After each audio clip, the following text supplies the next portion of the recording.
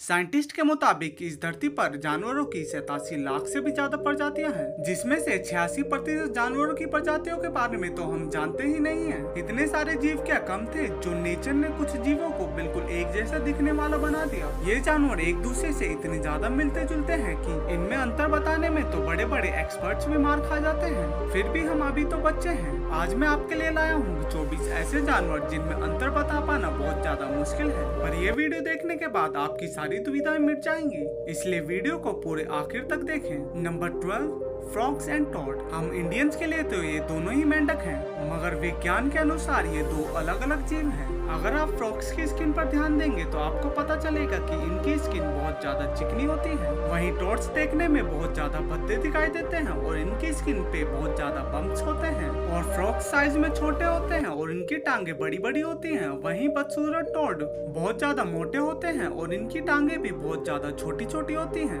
और फ्रॉग्स की आंखें बड़ी और बाहर की तरफ निकली होती हैं। वहीं टॉड्स की आंखें बहुत ज्यादा छोटी होती हैं और लगता है जैसे कि उसकी आंखें किसी ने जबरदस्ती अंदर की तरफ दबा दी हो। और अब दोनों को पहचानने में कभी गलती मत करिएगा। Number 11, rabbits and hares. Hindi में तो दोनों को ही खरगोश कहा जाता है, मगर इससे इनके बीच का अंतर कम नहीं हो जाता है। ये भले ही एक जैसे दिखाई दे, पर ये अलग अलग स्पीसीज हैं। हैर्स रैबिट के मुकाबले साइज में थोड़े बड़े होते हैं और इनके भागने की स्पीड भी रैबिट से काफी ज्यादा तेज होती है। आप इनके कानों को देखकर आसानी से अंतर पता लगा सकते हैं। हैर्स के कान रैबिट के मुकाबले थोड़े बड़े होते हैं और साथ ही उठे हुए भी। और हैर्स की टांगे भी रैबिट से बड़ी होती हैं। और इसके अलावा हैर्स के फर पर ब्लैक मार्किंग होती है, वहीं रैबिट के फर पर कोई ब्लैक मार्किंग नहीं होती है। शिकारी जानवरों से बचने के लिए हैर्स उनको दौड़ में हराने की कोशिश करते हैं, मगर रैबिट ज्यादातर छुपकर बचाव का रास्ता चुनते हैं। इतने डिफरेंसेस बताने के बाद मुझे नहीं लगता कि कोई भी इन जानवरों के बीच में कंफ्यूज होगा। नंबर 10,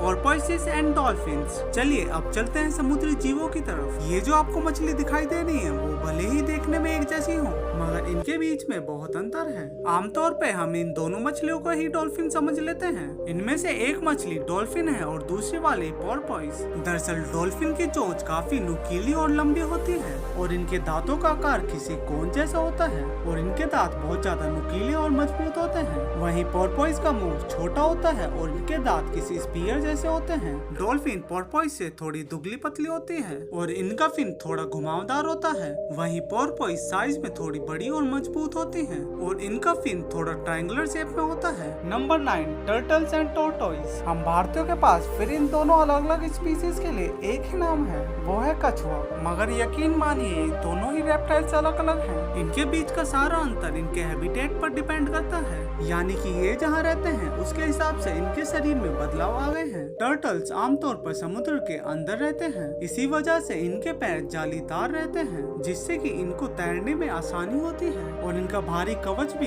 काफी हल्का और फ्लैट होता है और ये सारे बदलाव इनको पानी में रहने की वजह से आए हैं। वहीं टोर्टोइस जमीन पर रहना पसंद करते हैं और इनके पैर काफी ज्यादा मजबूत होते हैं। इनके पैर ऊबड़ खाबड़ और पथरीले रास्ते और यहाँ तक कि खोदने में भी मदद करते हैं और इनके पैर जालीदार नहीं होते। और ये टर्टल से काफी ज्यादा बड़े और भारी होते हैं और इनका भारी कवच भी बहुत ज्यादा बड़ा और मजबूत होता है और ये थोड़ा उठा हुआ भी होता है। ये इसका पार्ट 1 है। उम्मीद है दोस्तों आपको ये वीडियो काफी ज्यादा पसंद आई हो।